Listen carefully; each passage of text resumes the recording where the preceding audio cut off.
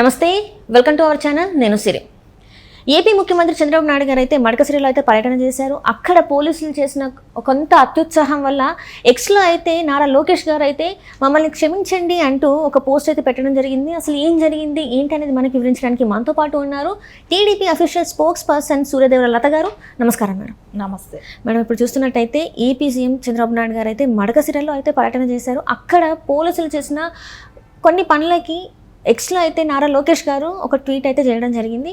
ఇంతకు అక్కడ అసలు ఏం జరిగింది, ఎందుకు మరి నారా లోకేష్ గారు క్షమాపణలు కోరారు? ఇప్పుడు ఇట్లాగా జరిగిందంటే చేసింది ఒకళ్ళు, క్షమాపణ చెప్పాల్సింది ఒకళ్ళు వచ్చింది లోకేష్ గారికి. అంటే పోలీస్ డిపార్ట్మెంట్ కూడా ఏంటంటే గత ప్రభుత్వంలో ఆ రకంగా ఉండేది కదా, పరదాలు కట్టుకోవటం. సో ఆయన వెళ్తున్నాడంటే అక్కడ చుట్టుపక్కల అందరినీ అరెస్ట్ చేయటమే కానివ్వండి, అంటే కామ్రేడ్స్ కానివ్వండి, ఆ ప్రజా సంఘాల వాళ్ళని కానివ్వండి, ఇలాంటివన్నీ కూడా గత ప్రభుత్వంలో జరుగుతున్నాయి కాబట్టి చేశారు. కాబట్టి డిపార్ట్మెంట్ వాళ్ళ అత్యుత్సాహం అప్పుడు వాళ్ళది ఉండేది కాబట్టి జగన్మోహన్ రెడ్డి ఆర్డర్స్ అలా ఉండేది అనమాట అప్పుడు. సో నేను వస్తున్నానంటే వాళ్ళ అంటే ఇప్పుడు కామ్రేడ్స్ ఏం చేస్తారండి, ఏమైనా ఉంటే నిరసన తెలపడానికి వ్యక్తం పరుస్తారేమో కానీ వచ్చి అక్కడ ఆయన ఏమీ ఇబ్బంది పెట్టరు కదా. ఎక్కడో దూరం నుంచి ఈయన ఉన్న సేఫ్ సైడ్ ఈయన ఉంటాడు కదా. సో వాళ్ళు వచ్చేసేసి ఈయన ఏదో చేసేసేది ఏం లేదు కదా. కానీ ఆ రకంగా అప్పట్లో ప్రజా సంఘాల వాళ్ళు ఏం చేస్తారండి, వాళ్ళు వచ్చి ఏం చేయగలుగుతారు ఒక సీఎంని? అంటే జగన్మోహన్ రెడ్డి ఇది ఆర్డర్స్ అలా ఉన్నాయి కానీ ఏం చేస్తారో చెప్పండి. ప్రజా సంఘాల వాళ్ళు వచ్చి ఏదైనా ఉంటే ఒక విన్నతి పత్రం ఇస్తారేమో. సో అంతకుమించి వాళ్ళు ఏమైనా గొడవలు చేయగలుగుతారా? సో ఇది చేయండి అది చేయండి అని ఏదైనా మార్పు కోరుకుంటారు, అంతకుమించి ఏమీ ఉండదు కదా. అంటే ఈయన తప్పుడు పాలన ప్రజలు నిలదీస్తారు, వాళ్ళు అడుగుతారు, ప్రజా సంఘాలే కానివ్వండి, కామ్రేడ్సే కానివ్వండి, ఇలాంటి వాళ్ళు ఎవరైనా అడుగుతారు కాబట్టి ఆయన పరదాలు కట్టుకొని ఒక లిమిటెడ్ పర్సన్స్ని, అసలు ఆయన బయట వచ్చిందే తక్కువ కానీ వచ్చే టైంలో ఇలాంటివన్నీ కూడా ఆయన చేసే అలవాటు ఉన్నది డిపార్ట్మెంట్కి, పోలీస్ డిపార్ట్మెంట్కి. సో ఇప్పుడు ఏంటంటే నారా చంద్రబాబు నాయుడు గారి పర్యటనలో కూడా అలాంటివి చేయటం జరిగింది. మడకసిరకి వెళ్ళినప్పుడు అక్కడ కామ్రేడ్స్ని కానివ్వండి, ప్రజా సంఘాల వాళ్ళనే కానివ్వండి, అందరినీ హౌస్ అరెస్టులు చేయటం, వాళ్ళని అలాంటి ఇబ్బంది కలిగించడం జరిగింది. కానీ గతంలో పర్యటనలో యువగలమే కానివ్వండి, ఇలాంటి పర్యటనలు అప్పుడు కూడా లోకేష్ గారు అలాంటివన్నీ కూడా ఉండవనేది చెప్తూ వచ్చారు. సార్ కానీ ఇప్పుడు డిపార్ట్మెంట్ కూడా ఆర్డర్స్ లేకపోయినా కూడా వీళ్ళ అత్యుత్సాహంతో వీళ్ళు అలా అరెస్ట్ చేయటం జరిగింది. సరే అది లోకేష్ గారికి తెలియటం, దాని మీద ఎక్కువ తొందరగా స్పందించటం, సో వాళ్ళ అక్కడ ఎందుకు అరెస్ట్ చేశారని చెప్పి అందరినీ కూడా వాళ్ళకి పోలీసులకి ఇవ్వాల్సిన డైరెక్షన్స్ ఇస్తూ సో వాళ్ళకి క్షమాపణ కూడా కోరటం జరిగింది.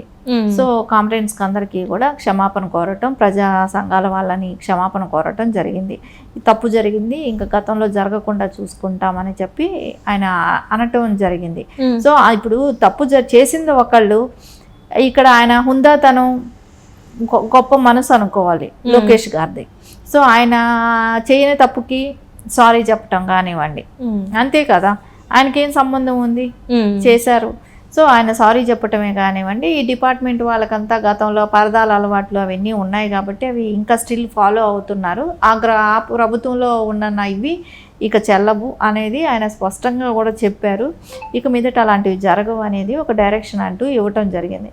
కాకపోతే ఇవన్నీ కూడా ఎట్లా అనిపిస్తుంది అంటే, చేసిన దాన్ని ఒకళ్ళైతే లోకేష్ గారికి ఆయన ఇనిషియేటివ్ తీసుకొని ఆయన సారీ చెప్పటమే కానివ్వండి, సో వాళ్ళు అందరూ ఎవరెవరైతే నాయకులు బాధపడ్డారు ఉంటారో వాళ్ళందరినీ కూడా సారీ కోరటం కానివ్వండి, ఇవన్నీ జరిగాయి కదా. అంటే ఇంకా డిపార్ట్మెంట్లో ఇంకా జగన్మోహన్ రెడ్డి గారు మనుషులు ఉన్నారనే దానికి ఇది ఒక నిదర్శనం అనుకోవచ్చా? ఆయన చెప్పిన వల్లనే ఇలాంటివి ఏమన్నా జరిగాయా, దీంతో వీళ్ళకి వ్యతిరేకత వస్తుందని ఒక ప్లాన్ అని అనుకోవచ్చా? మరి ఇది అంటే డిపార్ట్మెంట్ అంటే ఇప్పుడు ఒక్కటే మనం ఇక్కడ ఆలోచించాల్సిందే.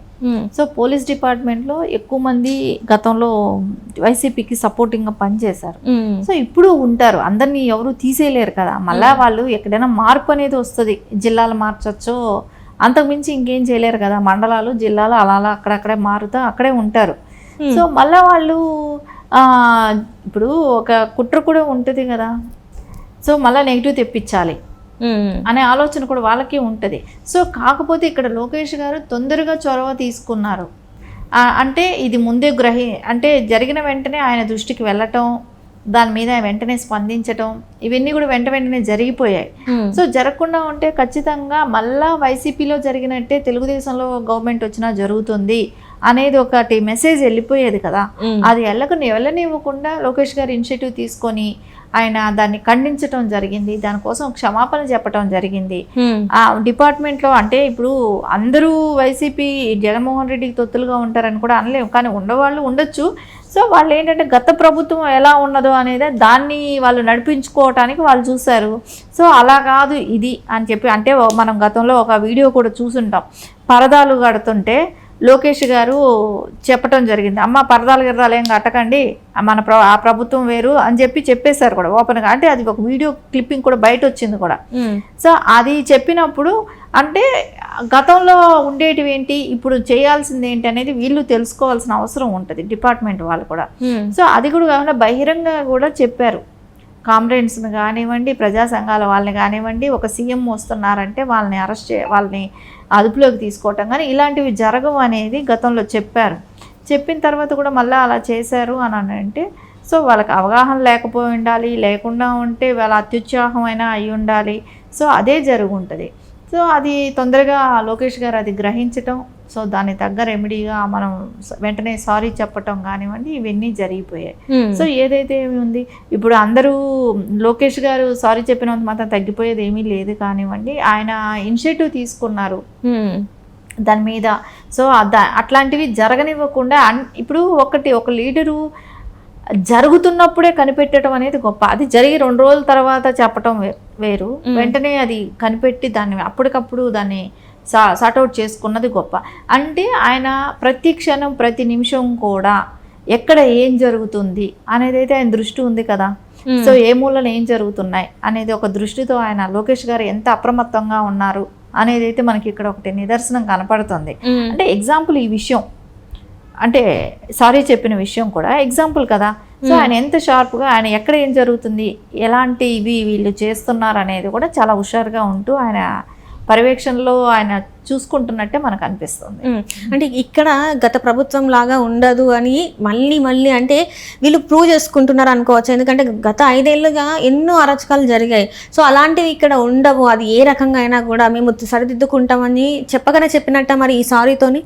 అంతే కదా, గత ప్రభుత్వంలో జరిగిన అరాచకాలే కానివ్వండి, ప్రజా సంఘాల వాళ్ళు క్వశ్చన్ చేస్తే దానికి సమాధానం చెప్పుకోలేక పారిపోయిన జగన్మోహన్ రెడ్డి లాంటి వాళ్ళు ఈ రోజున ఇప్పుడు బాబు గారు ఒకటే చెప్పారు, మీరు ఎక్కడైనా తప్పు జరిగితే సో అపోజిషన్ అనేది లేదు. ఇప్పుడు ఇక్కడ అంటే ఇప్పుడు ఆంధ్రప్రదేశ్కి అపోజిషన్ పార్టీ లేదు, ఎవరు లేరు. సో అక్కడ ఎవరు ప్రజలే కావచ్చు, ఇట్లాంటి ప్రజా సంఘాలే కావచ్చు, కామ్రేడ్ లాంటి వాళ్ళు ఇట్లాంటి వాళ్ళే ఉంటారు. సో మీరు ఏం అడిగినా మేము చెప్తాం, మీరే మమ్మల్ని క్వశ్చన్ చేయండి అని బాబు గారు చెప్పటం కూడా జరిగింది. ఆయన ప్రమాణ స్వీకారం చేసిన వెంటనే చెప్పటం జరిగింది.